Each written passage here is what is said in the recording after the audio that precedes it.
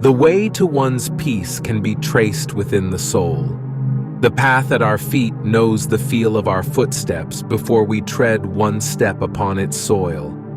It craves us from its depths, as a part of its source of purpose, if we would know it. Likewise do the upper realms of the uncharted cast their calls, but to hear in us what fluttering flight might answer in reply. The harmonies of the spheres echo in these bodies terrestrial in pure and underlying resonant tones. The music's rhythm is in all that is. We see it twirl planets and even galaxies in the cyclic succession of cosmic oscillations. We hear its pulses resounding in all of life we yet behold.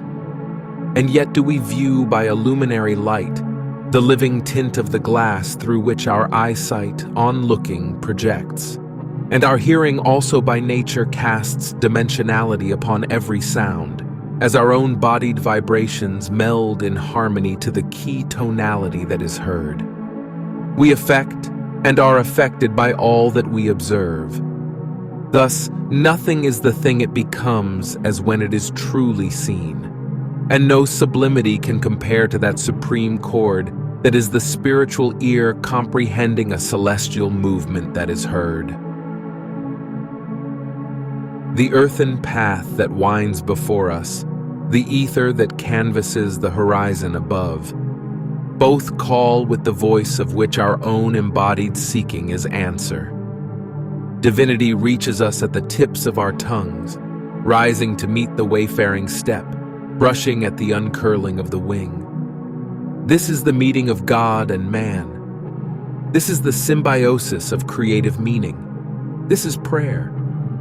Such allegory by experience alone is known, and cannot be adequately transcribed in mediums that do not require of men the opening of the ears and eyes kept safely closed, as though to let no thing of value escape from their virtue.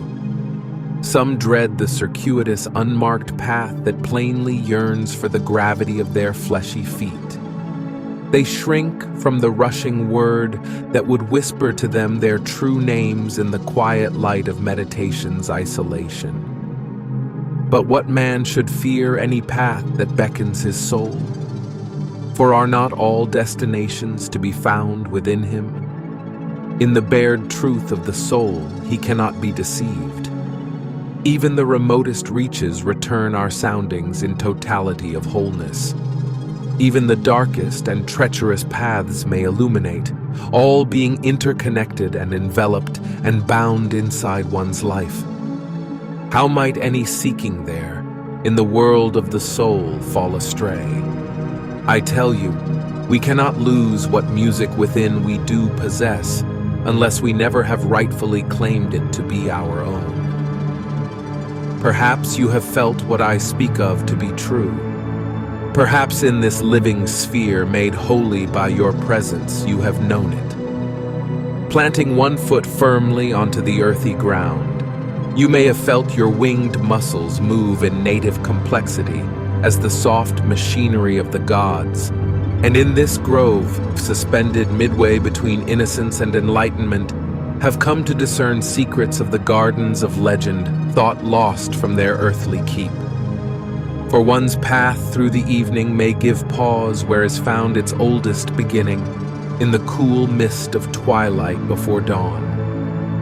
And there one may find they've been singing in the night with the surrounding trees and animals that naturally abide, a new song that did not originate from themselves alone, but from the culmination of life, breathed in echo of affirming refrain.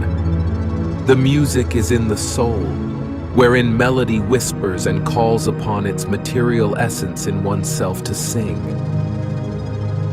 Here do the inward hollows resonate like unrestrained and opened space, and one's densities as the fiery orbs of gathering substance to be made. We affect as we are affected. We change as we are changed.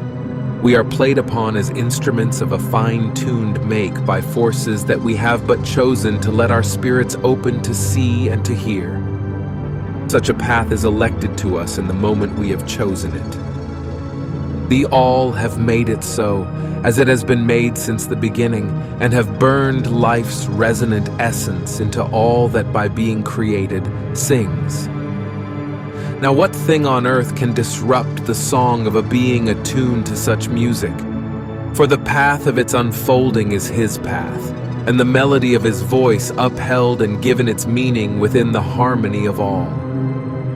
And what more dichotomous a vessel than this ephemeral flesh for the universal progressions to be so individually expressed? We stand at the axis, as the universe moves in mirrored likeness above our heads and underfoot. We sing in the potency of power with voices that echo through celestial bodies that resonate in similitude to our own. What music lies unheard within now gathers in the voids, waiting but to be sung. What creation is as yet unmade lives in the touch of our breath into its lungs. What potential we may strive to find ultimately awaits, ready to meet us. What powers we believe in do likewise believe in us.